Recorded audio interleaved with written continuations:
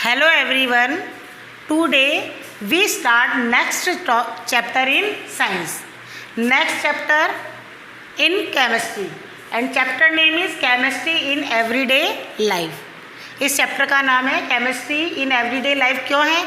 इस चैप्टर में हम उन एसिड्स, बेस, सॉल्ट और बहुत सारी ऐसी सब्सटेंस के बारे में पढ़ेंगे जो हम अपनी डेली लाइफ में क्या करते हैं, यूज़ करते हैं.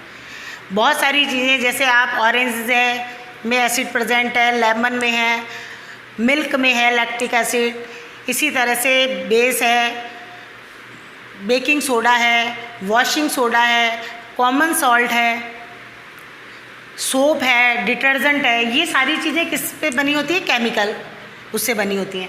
तो इस चैप्टर के अंदर हम उन सभी सब्सटेंस के बारे में पढ़ेंगे जो हमारी एवरीडे लाइफ में क्या होते हैं, यूज़ होते हैं और जो केमिकल बेस्ड पर है. तो सबसे पहले इस चैप्टर में हम पढ़ेंगे एसिड्स, बेस एंड सॉल्ट के बारे में. तो हम अपनी एवरीडे लाइफ में एसिड, बेस और सॉल्ट का क्या करते हैं, यूज़ करते हैं.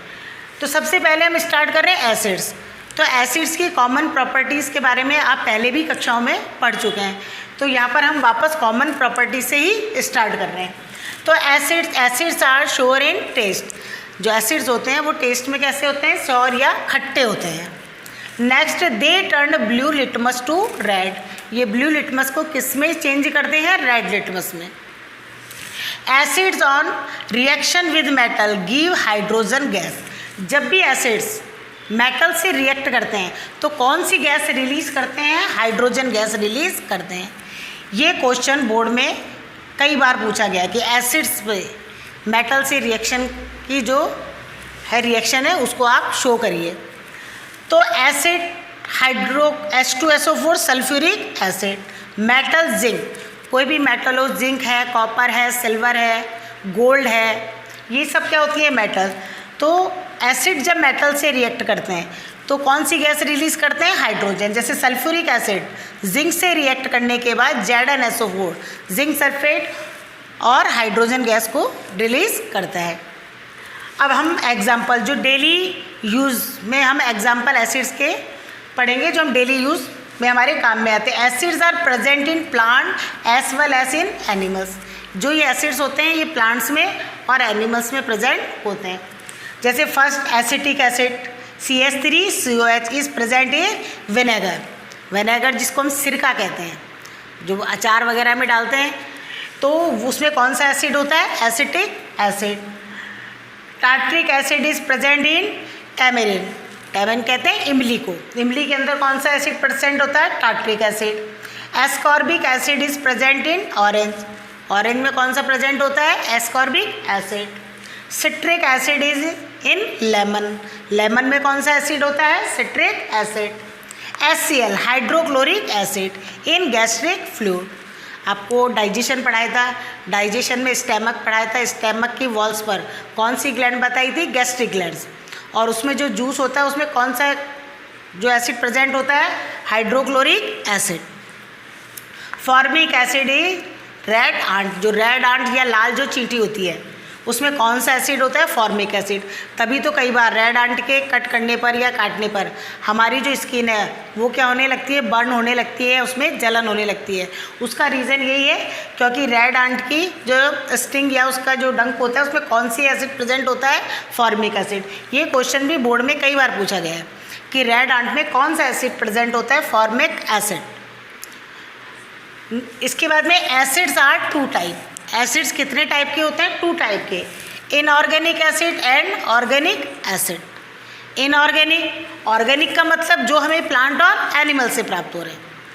Inorganic, these are again 2 types. ये वापस कितने टाइप के होते हैं? 2 टाइप के. Strong acid and weak acid. अब स्ट्रॉन्ग एसिड और वीक एसिड क्या होते हैं? The acid that completely ionised in aqueous solution. जो वाटर के अंदर जो सॉल्यूशन बनाया जाता है उसको हम क्या कहते हैं? Aqueous solution. तो जो कम्प्लीटली आयोनाइज्ड हो जाते हैं, आयंस में क्या हो जाते हैं? टूट जाते हैं, वो कौन से कहलाते हैं? Strong acid.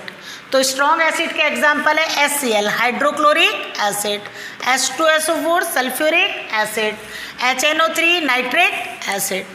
These are example of strong acid.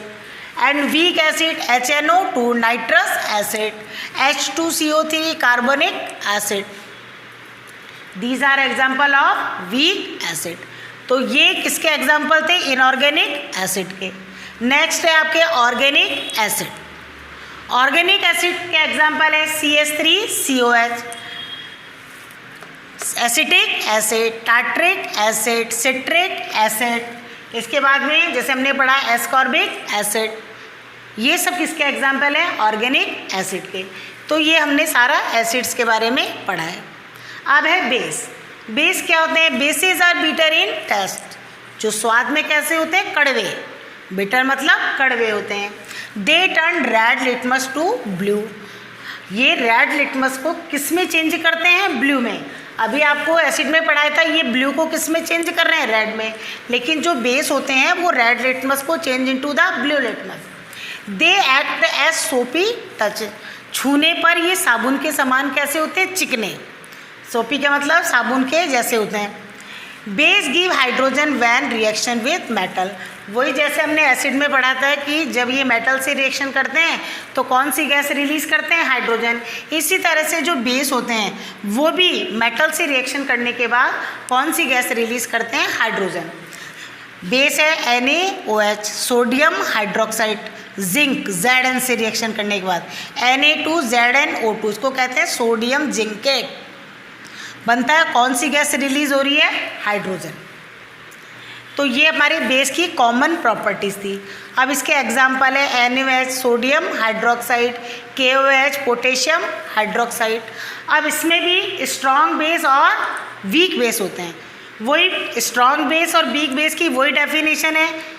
The base that completely ionised in aqueous solution is called strong base, और they do not completely ionized in aqueous solution is weak base। तो strong base के example हैं sodium hydroxide NaOH, KOH potassium hydroxide. Weak base में NH4OH ammonium hydroxide, MgOH का whole twice magnesium hydroxide. ये सब किसके example हैं? Weak base के। तो ये अपने बेस और वीक के बारे में हमने पढ़ा। अब नेक्स्ट है सॉल्ट। सॉल्ट कब बनते हैं? When acid and base are react then make salt and water. Salt are formed when acid and base react, जब एसिड और बेस आपस में रिएक्ट होते हैं तो क्या बनते हैं? Salt and water. जैसे acid hydrochloric acid, base NaOH sodium hydroxide, जब ये आपस में रिएक्ट करते हैं तो बनता है NaCl सोडियम क्लोराइड, जिसको हम कॉमन सॉल्ट भी कहते हैं। जो हम घर में नमक खाते हैं वो क्या है? सोडियम क्लोराइड और water. This reaction is called neutralization and this reaction is exothermic reaction. इसको न्यूट्रलाइजेशन रिएक्शन क्या कहा जाता है? क्यों?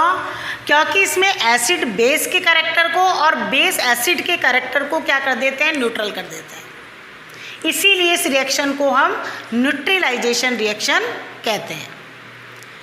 और एक्सोथर्मिक का मतलब है कि इसमें जो एनर्जी होती है, हीट जो होती है, वो क्या होती है? रिलीज होती है। एंडो का मतलब एब्जॉर्ब होना और एक्सो का मतलब निकलना, इसीलिए हम इसको एक्सोथर्मिक रिएक्शन भी कहते हैं। तो आज हमने थोड़ी सी कॉमन प्रॉपर्टीज़, कुछ रिएक्शन, एसिड्स, बेस और सॉल्ट के बारे में पढ़ा।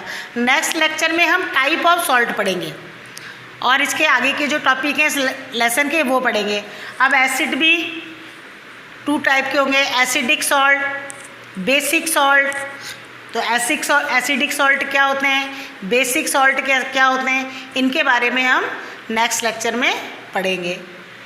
तो आपको अपनी जो नोट्स कॉपी है उसमें इसको पूरा का पूरा ऐसे के तरह इसी तरह से नोट करना है। Thank you.